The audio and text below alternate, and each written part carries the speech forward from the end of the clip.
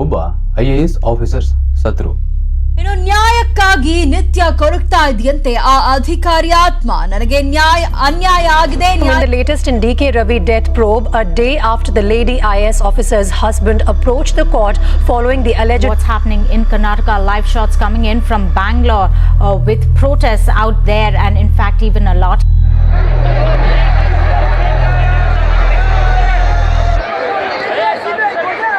But police ಹೇಳ್ತಾರೆ ಇದು suicide ಅಂತ. ಆದರೆ ಜನಗಳು ನಂಬಿದ್ದಾರೆ ಇದು ಸೂಸೈಡ್ ಅಲ್ಲ, ಬೇರೆ ಏನೋ ಆಗಿದೆ ಅಂತ. ಒಂದು ಬೆಂಗಳೂರು ರೋಡ್. ಆ ರೋಡಲ್ಲಿ ಹೋಗೋರು ಮಾತ್ರ ಗೊತ್ತು ಅಲ್ಲಿ ಏನಾಗುತ್ತೆ ಅಂತ. ಮತ್ತೆ ಒಂದು ಖಾಲಿ ಫ್ಲಾಟ್. ಆ ಫ್ಲಾಟ್ಗೆ ಹೋದವರು ಯಾವತ್ತೂ ಕೂಡ ವಾಪಸ್ಸೇ ಬಂದಿಲ್ಲ. ಅದರ ಹಿಸ್ಟ್ರಿ ಯಾರಿಗೂ ಕೂಡ ಅರ್ಥನೇ ಆಗ್ತಾ ಇಲ್ಲ.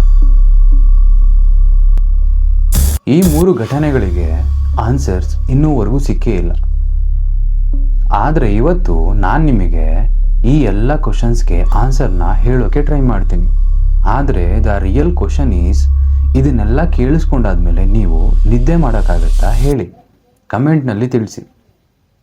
ಇವು ಸ್ಟೋರೀಸ್ ಅಲ್ಲ, ನಮ್ಮ ಸುತ್ತಮುತ್ತ ನಡೆದಿರುವಂತಹ ಘಟನೆಗಳು. ಸಮ್ ಕೇಸಸ್ ಕ್ಲೋಸ್ ಆಗ್ತವೆ, ಬಟ್ ಕೆಲವು ಕೇಸಸ್ ಅದರ ಟ್ರೂತ್ನೇ ಅಲ್ಲೇ ಮುಚ್ಚಾಕ್ಬಿಡ್ತಾರೆ, ಅದನ್ನು ಆಚೆ ಕೂಡ ತರೋದಿಲ್ಲ. ಹಾಗೆ ಕೆಲವೊಂದು ಸಲ ಸತ್ಯನ ಮರೆಮಾಚ್ತಾರೆ, ಸತ್ಯನ ಮುಚ್ಚಾಕ್ತಾರೆ.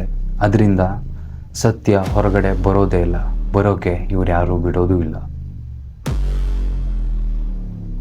ಅದು 2015. ಒಬ್ಬ IAS ಅಧಿಕಾರಿ, ಅವರೇ DK ರವಿ. ಸಿಂಪಲ್ ಬ್ಯಾಕ್ಗ್ರೌಂಡ್ ಏನೋ ಇತ್ತು, ಆದರೆ ಫಿಯರ್ಲೆಸ್ ಮನುಷ್ಯ ಆಗಿದ್ರು.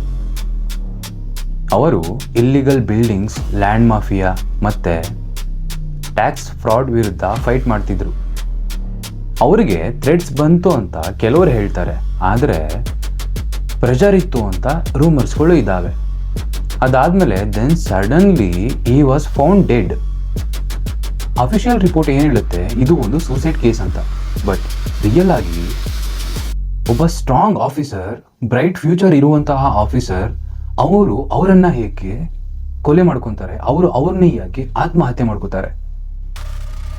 ಹಿ was not afraid of power, but power notices him.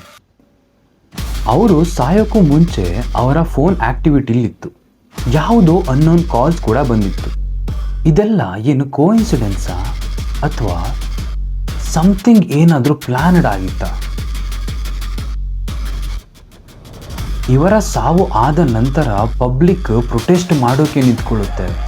People's ಟ್ರೂತ್ನ ಆಚೆ ತೆಗಿಯೋಕ್ಕೆ ತುಂಬಾ ಪ್ರಯತ್ನ ಮಾಡುತ್ತೆ, ಆದರೆ ಟ್ರೂತ್ ಆಚೆ ಬರಲೇ ಇಲ್ಲ. But even after investigation answers clear ಆಗಿ ಸಿಗಲೇ ಇಲ್ಲ. Sometimes truth is not hidden, it was buried by the most powerful people's hand.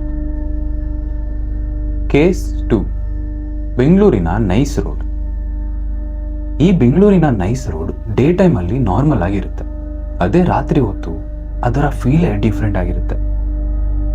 ಏನಕ್ಕೆ ಅಂದರೆ ಅಲ್ಲಿ ಅನುಭವ ಆಗಿರುವಂಥವ್ರು ಏನು ಹೇಳಿದ್ದಾರೆ, ಅಲ್ಲಿ ಏನು ವರದಿ ಕೊಟ್ಟಿದ್ದಾರೆ ಅಂದರೆ, ಡ್ರೈವರ್ಸ್ ಹೇಳಿದ ಸ್ಟೋರೀಸ್ ಅದು ಖಾಲಿ ರೋಡ್ ಆಗಿರುತ್ತೆ.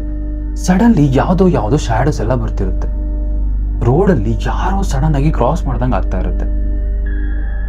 ಬ್ರೇಕ್ ಆಗ್ತಾರೆ, ಆದರೆ ಅಲ್ಲಿ ಯಾರು ಇರೋದಿಲ್ಲ. ನೋಡ್ತಾರೆ, ಭಯ ಆಗುತ್ತೆ, ಎಗೇನ್ ಗಾಡಿಲಿ ಕುತ್ಕೊಂತಾರೆ, ಗಾಡಿ ಮೂವ್ ಮಾಡ್ತಾರೆ, ಗಾಡಿ ಅನ್ಕಂಟ್ರೋಲ್ ಆಗುತ್ತೆ. ಆ ಗಾಡಿ ಅವರ ಕಂಟ್ರೋಲಲ್ಲೇ ಸಿಗೋಲ್ಲ. ಸೊ ಇದೆಲ್ಲ ಹೇಗೆ ಕೋಇನ್ಸಿಡೆನ್ಸಾ ಅಥವಾ ಅವ್ರ ಮೈಂಡ್ ಸೆಟ್ಟಲ್ಲಿ ಭಯ ತುಂಬಿಕೊಂಡು ಅವ್ರಿಗೆ ಗೊತ್ತಿಲ್ಲದಂಗೆ ಆಗುವಂಥ ಒಂದು ಅನ್ಆನ್ಸರ್ಡ್ ಎಕ್ಸ್ಪೀರಿಯನ್ಸಾ? ಕೆಲವರು ಹೇಳ್ತಾರೆ ಸ್ಟೇರಿಂಗ್ ಕಂಟ್ರೋಲ್ ಹೋಗುತ್ತೆ ಅಂತ, ಇನ್ನು ಕೆಲವರು ಹೇಳ್ತಾರೆ ಬ್ರೇಕ್ ಫೇಲ್ ಆಗುತ್ತೆ ಅಂತ. ತುಂಬಾ ಜನ ನೋಡ್ತಾರೆ ಅಲ್ಲಿ ಆಕ್ಸಿಡೆಂಟ್ಸ್ ಆಗುತ್ತೆ ವಿತೌಟ್ ಯಾವುದೇ ರೀಸನ್ನೇ ಇರಲ್ಲ. ಯಾರೋ ಬಂದು ಇಂಟೆನ್ಷನಲ್ಲಿ ಗುದ್ದ ಅನ್ನೋದಿರಲ್ಲ, ಯಾರೋ ಅಡ್ಡ ಹೋದ ಇನ್ಯಾರೋ ಬಂದು ಗುದ್ರು ಅಂತ ಇರೋದಿಲ್ಲ. ಅನ್ಎಕ್ಸ್ಪ್ಲೇನಬಲ್ ಆಕ್ಸಿಡೆಂಟ್ಸ್ ಅಲ್ಲಿ ಆಗ್ತಿದ್ದಾವೆ. ಅದನ್ನೆಲ್ಲ ಕಣ್ಣಲ್ಲಿ ನೋಡ್ತಾ ಇದ್ದಾರೆ ಜನಗಳು. ತಿಳ್ಕೊಂಡ್ರು CCTV ಕೂಡ ಏನು ಕಾಣಿಸಿಲ್ಲ, ಆದರೆ ಕಣ್ಣಾರೆ ರಿಯಲ್ ಅಲ್ಲಿ ಎಕ್ಸ್ಪೀರಿಯನ್ಸ್ ಮಾಡಿರೋರು ಹೇಳ್ತಾರೆ ಇದು ಭಯನಾ ಅಥವಾ ಬೇರೆ ಏನಾದರೂ ಇರ್ಬೋದಾ ಅಂತ. ಆದ್ರೆ ನಮಗೆ ಕಾಡೋ ಒಂದೇ ಪ್ರಶ್ನೆ, ಒಬ್ಬೊಬ್ಬರು ಒಂದೇ ಸ್ಟೋರಿ ಹೇಳಿದ್ರೆ ಓಕೆ ಏನೋ ಒಂದು ಇದೆ ಅಂತ ನಂಬೋದು, ಆದರೆ ಒಬ್ಬೊಬ್ಬನು ಒಂದೊಂದು ಡಿಫ್ರೆಂಟ್ ಸ್ಟೋರೀಸ್ ಹೇಳ್ತಾರೆ. ಅದನ್ನು ಯಾರು ನಂಬಕ್ಕಾಗುತ್ತೆ, ಯಾರು ತಾನೇ ನಂಬ್ತಾರೆ? Case number 3, haunted flat. ಬೆಂಗಳೂರಲ್ಲಿ ಒಂದು ನಾರ್ಮಲ್ ಫ್ಲ್ಯಾಟ್ ಇರುತ್ತೆ.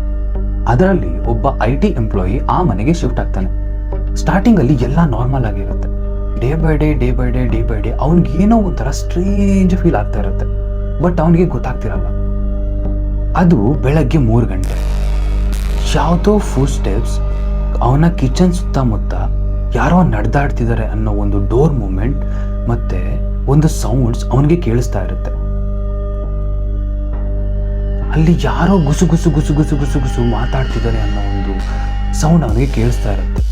ಅವನು ಹೋಗಿ ನೋಡ್ತಾನೆ, ಅಲ್ಲಿ ಯಾರೂ ಇರೋದಿಲ್ಲ. ಓಕೆ, ಯಾರೂ ಇಲ್ಲ ಬಿಡು ಅಂತ ಹೇಳಿ ಅಗೇನ್ ಬಂದು ಅವ್ನು ಮಲ್ಕೊತಾನೆ. ಅಗೇನ್ 1.5 ಅವರ್ ಆದಮೇಲೆ ಅವನಿಗೆ ಮತ್ತೆ ಅದೇ ಸೌಂಡ್ಸ್ ಕೇಳಿಸುತ್ತೆ. ಅವನು ಕೂಗ್ತಾನೆ, ಯಾರದು ಕೇಳ್ತಾನೆ. ಆದರೂ ಯಾರು ಏನೋ ಆನ್ಸರ್ ಮಾಡೋದಿಲ್ಲ. ಅವನಿಗೆ ಹೆದರಿಕೆ ಆಗುತ್ತೆ. ಇದೇ ಥರ ತುಂಬ ರಾತ್ರಿಗಳು ಅವನು ಎಕ್ಸ್ಪೀರಿಯನ್ಸ್ ಮಾಡಿ ತುಂಬ ಹೆದರ್ಕೊಂಡೆ ನಾರ್ಮಲ್ ಆಗಿ ಬಿಡು, ಏನಿಲ್ಲ, ಇದು ನನ್ನ ಕನಸಿರ್ಬೋದೇನೋ ಅಥವಾ ನನ್ನ ಸ್ಟ್ರೆಸ್ಸಿಂದ ಆ ಥರ ಇಮ್ಯಾಜಿನೇಷನ್ ನಾನು ಮಾಡ್ಕೋತಿರ್ಬೋದೇನೋ ಅಂತ ಹೇಳಿ ನಾರ್ಮಲ್ ಆಗಿದೆ ಅಂತ ಹೇಳಿ ಅವನ ಡೇನ ಕಂಟಿನ್ಯೂ ಮಾಡ್ತಾ ಇರ್ತಾನೆ. ಆದರೆ ಆ ಒಂದು ರಾತ್ರಿ ಬರೋವರೆಗೂ ಮಾತ್ರ ಎವ್ರಿ ನೈಟ್ ಅವನು ಏನೋ ಒಂಥರ ಸ್ಟ್ರೇಂಜ್ ಎಕ್ಸ್ಪೀರಿಯನ್ಸ್ನ ಮಾಡ್ತಾನೆ.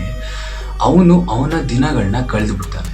ಆದರೆ ಆ ಒಂದು ರಾತ್ರಿ ಬರೋವರೆಗೂ ಮಾತ್ರ. ಆ ಒಂದು ರಾತ್ರಿ ಅವನಿಗೆ ಕೇಳಿಸುತ್ತೆ, ಇಲ್ಲಿಂದ ಹೊರಟೋಗು ಅಂತ ಸೌಂಡ್ ಕೇಳಿಸುತ್ತೆ. ಅವತ್ತಿನ ಬೆಳಗ್ಗೆನೆ ಅವನು ಆ ಮನೆನ ಖಾಲಿ ಮಾಡಿ ಯಾರಿಗೂ ಕೇಳ್ದೆ ಅವನು ಹೊರಟೋಗಿರ್ತಾನೆ. ಬೆಳಗ್ಗೆ ಆಗುತ್ತೆ, ಅವ್ರ ನೈಬರ್ಸ್ ಎಲ್ಲ ನೋಡ್ತಾರೆ, ಅವನಿನ್ನು ಬದುಕಿದಾನಾ ಇಲ್ವಾ ಅಂತ ಹೇಳಿ ಅವ್ರ ನೈಬರ್ಸ್ ಬಂದು ಚೆಕ್ ಮಾಡಿದ್ರೆ ಆ ಮನೆಯಲ್ಲಿ ಯಾರೂ ಇಲ್ಲ. ಆ ನೈಬರ್ಸ್ ಹೇಳ್ತಾರೆ, ಇವನು ಹೋಗಿದ್ದು ತುಂಬಾ ಒಳ್ಳೇದಾಯ್ತು, ಬಟ್ ಎಲ್ಲಿಗೆ ಹೋದ, ಯಾವಾಗ ಹೋದ, ಯಾರಿಗೆ ಹೇಳಿ ಹೋದ ಒಂದು ಚೂರು ಗೊತ್ತಿಲ್ಲ. ಇವರು ಏನಕ್ಕೆ ಇಷ್ಟು ಟೆನ್ಸ್ ಆಗಿ ಹೇಳ್ತಿದ್ದಾರೆ ಅಂದ್ರೆ, ಆ ಮನೆಗೆ ಬಿಫೋರ್ ಒಬ್ಬ ವ್ಯಕ್ತಿ ಬಂದಿದ್ದ. ಇದೇ ತರ ಹೋಗೋಕ್ಕೂ ಮುಂಚೆನೆ ಅವನು ಅದೇ ಮನೆಯಲ್ಲಿ ಸತ್ತು ಬಿದ್ದಿದ್ದ ಅಂತ ಹೇಳಿದ್ರು.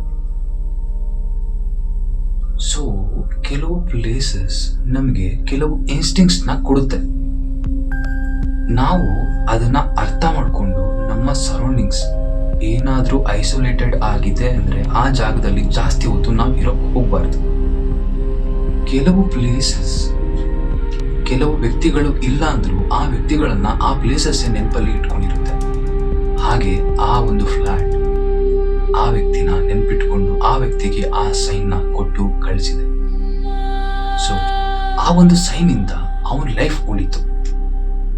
ಈ 3 ಘಟನೆಗಳು ಕನೆಕ್ಟೆಡ್ ಇಲ್ಲ ಅನ್ಸಿದ್ರು ತುಂಬಾ ಕನೆಕ್ಟಿವ್ ಆಗಿದೆ. ಏನಕ್ಕೆ ಅಂದ್ರೆ ಈ 3 ಕೇಸ್ಗಳಲ್ಲೂ ಅನ್ಆನ್ಸರ್ ಟ್ರೂತ್ ಇದ್ದಾವೆ.